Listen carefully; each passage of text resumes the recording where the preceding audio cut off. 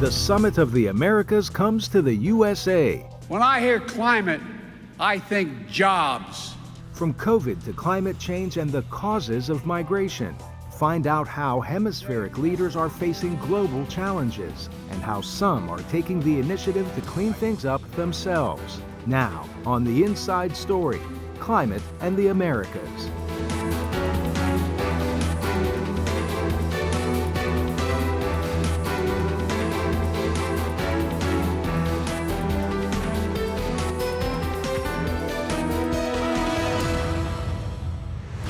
I'm Patsy Widakuswara, VOA White House Bureau Chief.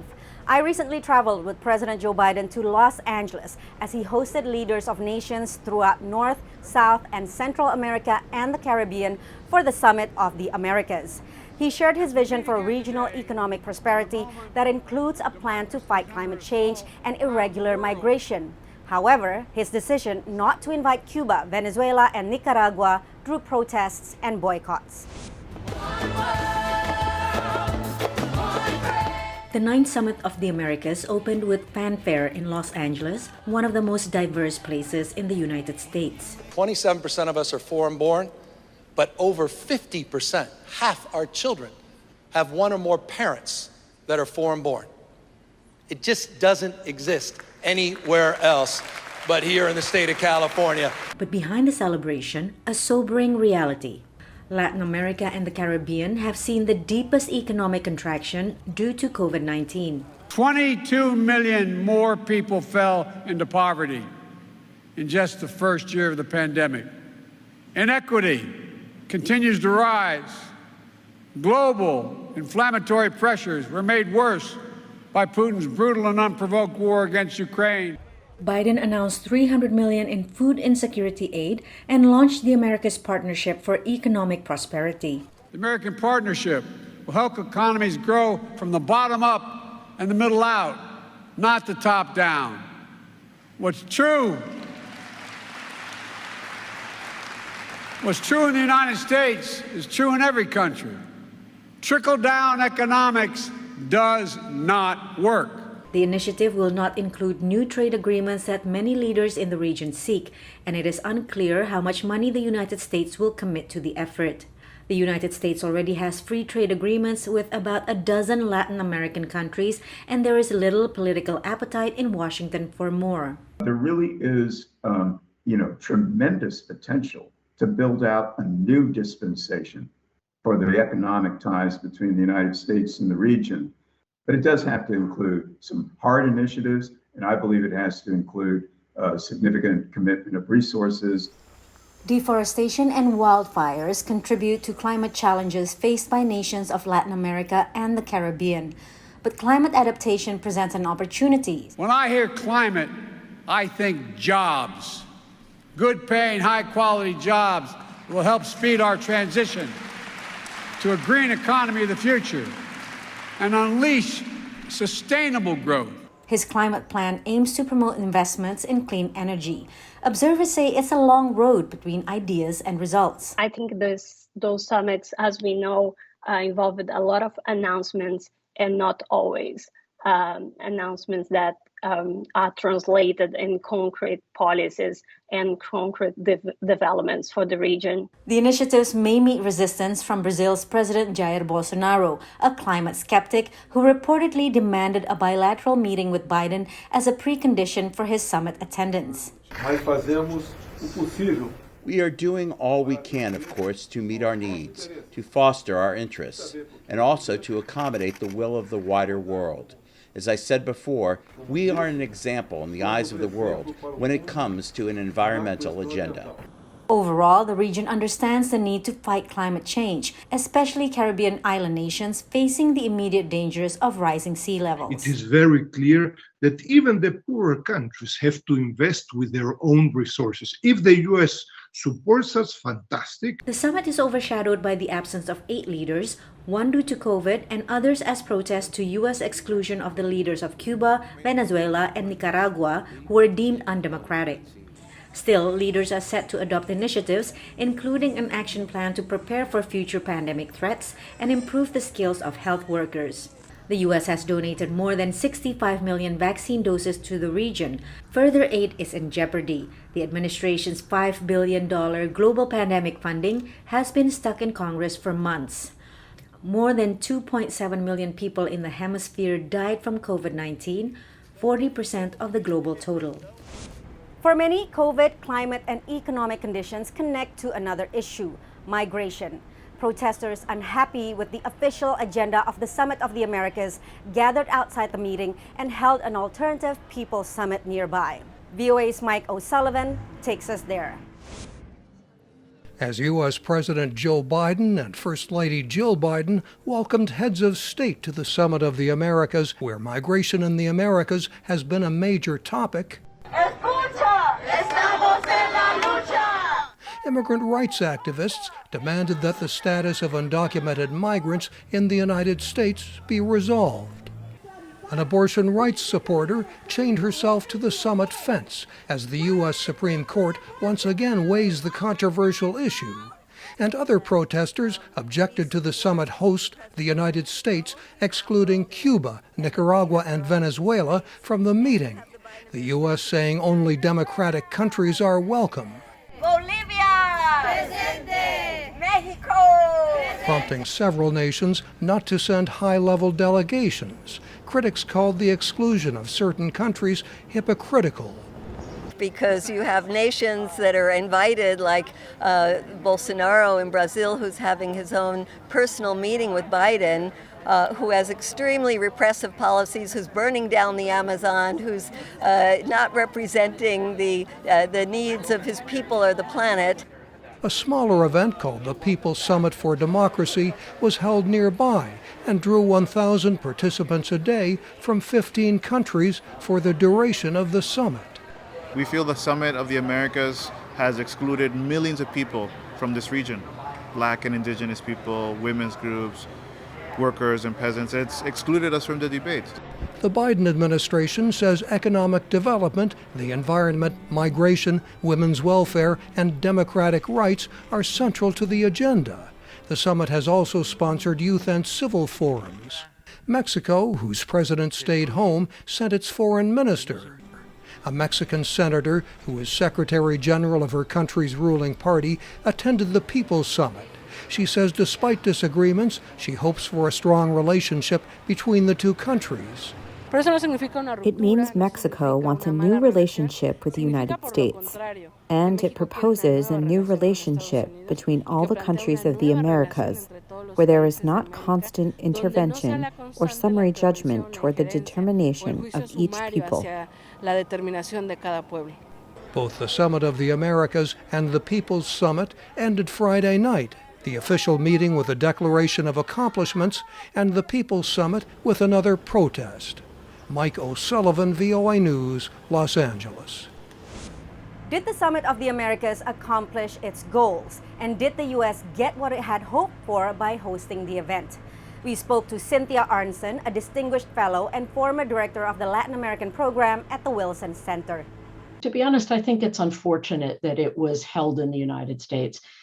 Because it's inevitable that the issues of domestic politics are going to have such a heavy influence on who is invited and who's welcome at the summit. Daniel Ortega, who just stole an election, has all the opposition candidates in prison condemned on these trumped-up charges. The Cuban government that has cracked down severely on recent protests, and Nicolas Maduro, who is under indictment in the United States. One can only imagine the reaction that there would have been from Capitol Hill and demonstrations. So there was, on the one hand, the upholding of democratic principles at a time when none of the other Latin American countries was particularly vocal on that subject. And at the same time, this very strong sense among the heads of state that were there that this was, U.S. domestic politics. And here, we've just seen that President Biden is going to be traveling to Saudi Arabia to meet with MBS, who is a ruthless and cruel dictator. And so, one wonders about, the upholding or the application of human rights standards in some instances in the Americas, and the flagrant denial of those standards in other parts of the world. Unfortunately, I think the dominant story, or one of the main stories before and during and after the summit, was on who was invited and who wasn't. And that became a sort of a dominant thread in coverage, and tended to overshadow the other kinds of things that were being discussed.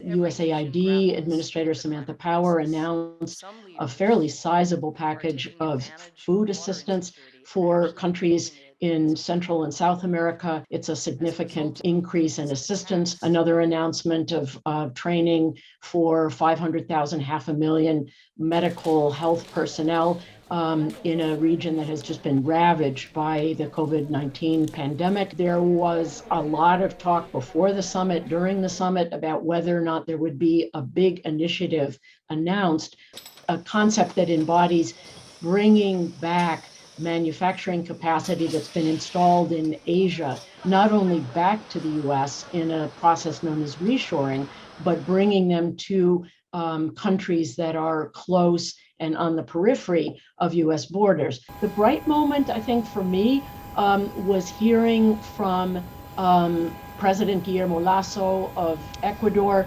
and hearing about his approach to migration. It was hearing from Gabriel Boric of Chile, how he recognizes all of the advances of the generations before him who have fought for democracy in Chile, but how it is the task of his government to fix the things that were not fixed, the gaps in inequality, the lack of participation, especially by young people. For me, the biggest takeaway was truly the lack of specificity about the way the United States is going to contribute economically to the recovery from the COVID pandemic.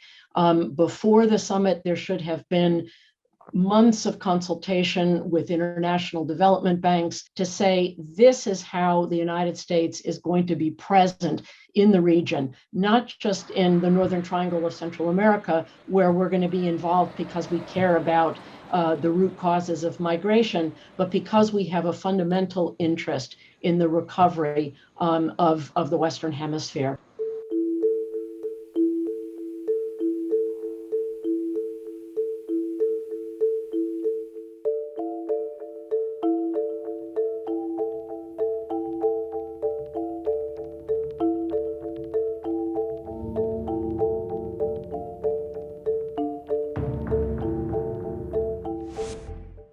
As I reported earlier, President Biden put climate change as a central focus of an economic agenda for the Americas.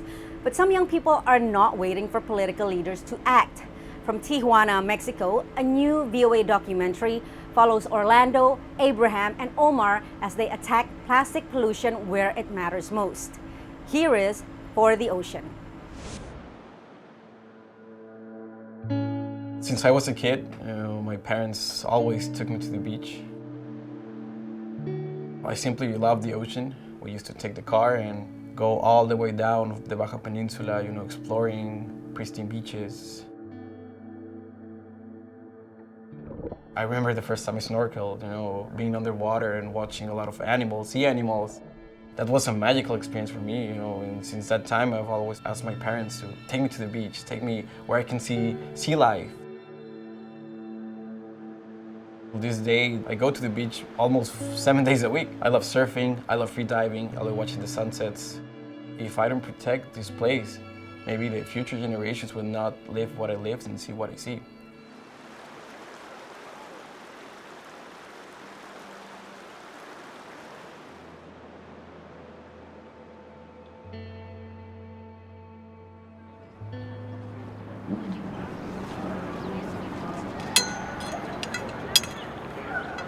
Si era el otro lado. Ahí, ¿no? No. Ponle.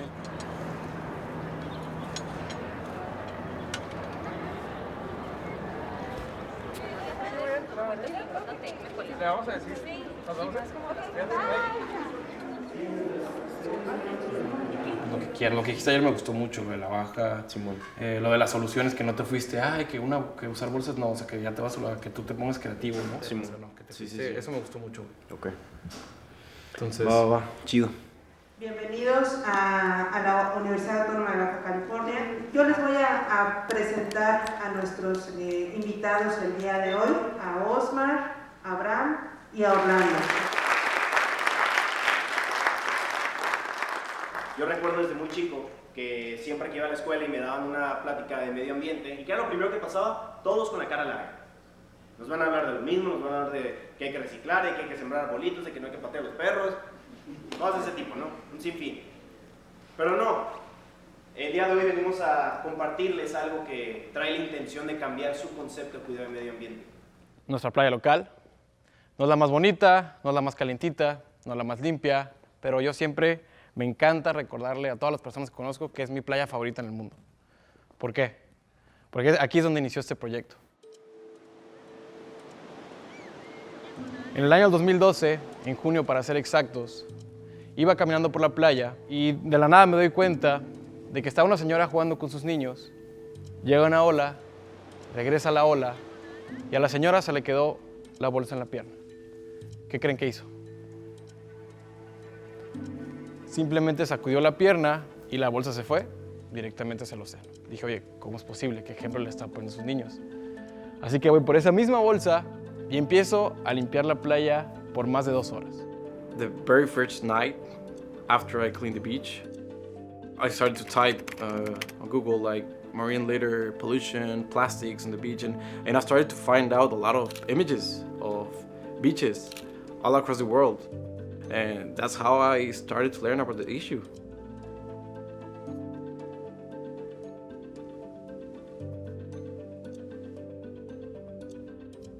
I made a Facebook page. I came back to the beach, started taking pictures, recording videos, sharing photographs and everything, and that's how Kilometer Uno started. I didn't know anything about conservation or anything about later about climate change. I just wanted to do something.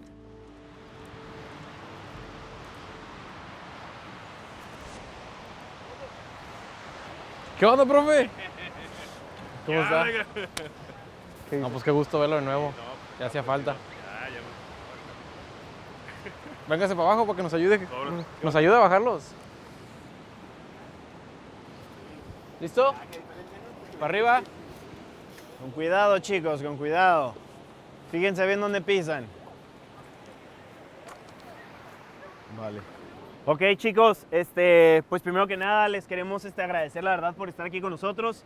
Sabemos que un sábado por la mañana muchos podrían estar dormidos, podrían estar viendo alguna serie, la novela o no sé, desayunando en algún lugar. La verdad, créanme que para nosotros es súper valioso contar con su asistencia, que nos estén dedicando estas horas de su tiempo. In 2012, specifically here in Mexico, nobody was showing the impacts of plastic pollution, specifically to kids and to young people. And I told myself, if there's an organization focused on that problem, I'm gonna create it. You know, with no experience and with no budget, with no support organizations.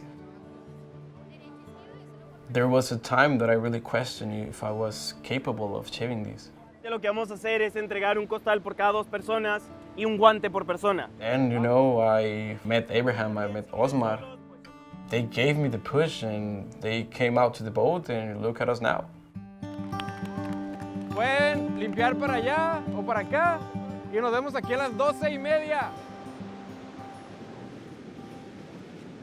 Se van a dar cuenta que va a haber espacios donde hay mucha basura grande y vamos a llenar costales así, pero va a haber espacios donde nos podemos quedar media hora, 1 hora sentados recogiendo pequeños pedazos de foam y va a parecer que no estamos haciendo mucho. No se preocupen, es muy importante que todas estas basuras pequeñas las recojamos, ¿ok? ¡Vamos! I think Abraham is the most charismatic person here on the team. I think he's the best public speaker I know, and I still laugh every time he makes a joke. The success that we had as an organization connected with young people, it's thanks to him.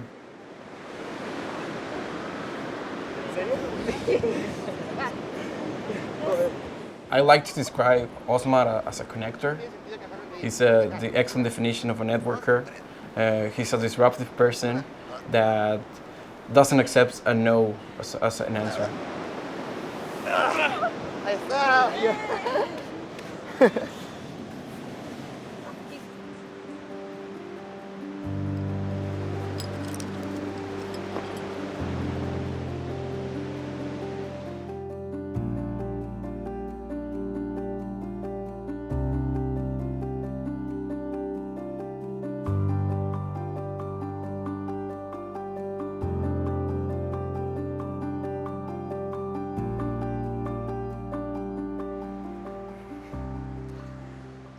Lo ponemos ahí como bote de basura.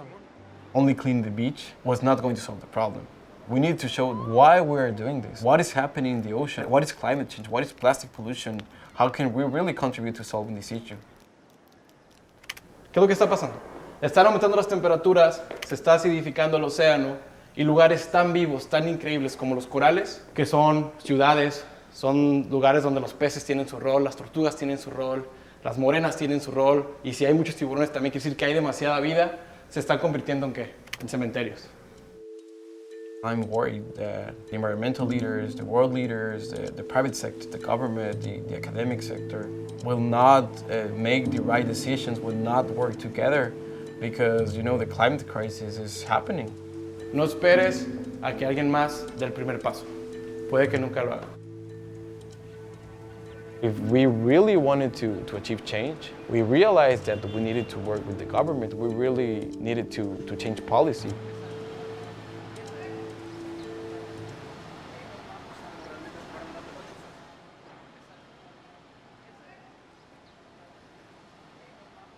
Mónica, que muchas gracias por el tiempo que nos estás dando de estar aquí contigo. Este año tuvimos la fortuna de estar en comunicación con una organización de Guadalajara que viene ya impulsando una iniciativa a nivel nacional. Ya hay estados que tienen y cuentan con una legislación en esta parte de educación ambiental en cambio climático. ¿Tú cómo ves el escenario aquí en Baja California como para que se pudieran llegar a meter estas iniciativas? Es decir, ¿sabes qué? Sistema educativo, primarias, secundarias, que sea obligatorio, que lleven materias, como dijo Osmar, no precisamente que se añadan a ciencias naturales, sino, no, o sea, llevan materia de cambio climático. Yo creo que hay apertura, tanto en la comisión como en todo el Congreso. Yo creo que si seguimos siendo perseverantes y conscientes y comprometidos con los temas y haciendo equipo y tocando las puertas correctas, yo creo que nada es imposible.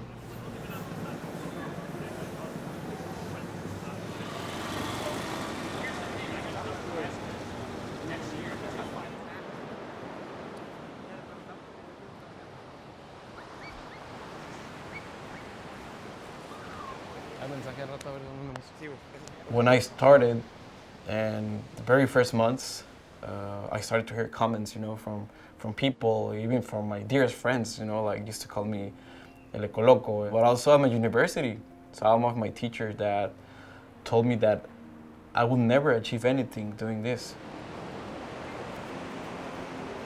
Yo creo que podríamos levantarlo uno más de enfrente. Tenía ni siquiera el más mínimo conocimiento del gran impacto que tiene el limpiar este ecosistema, y me gustaría bastante seguir haciendo este tipo de cosas también. It's about the community we make and the difference we make every day, every time we go to school to talk, every time we came to a beach to clean. Nuestro papel es ya el actuar, no algo solo de hablar, sino también de actuar. Puede que sea una ambición muy grande, pero si no se empieza desde algo pequeño, yo digo, ¿cuándo vamos a empezar? Es tu responsabilidad porque vives en este planeta y es tuyo. Since day one, our biggest challenge has always been that prior generations didn't believe that we could really inspire and create change. For them, sometimes age is a synonym for experience or for capacity, but they don't realize that we as young people can connect with young people, inspire younger generations and also prior generations. Just take that first step. Just start. In the process, you're gonna learn how to do it. You're gonna meet your team, and like in my case, they may become your biggest friends. Follow me on Twitter at @pwida and follow VOA News on Instagram and Facebook. Online, stay up to date at voanews.com. Thanks for being with us. See you next week for the Inside Story.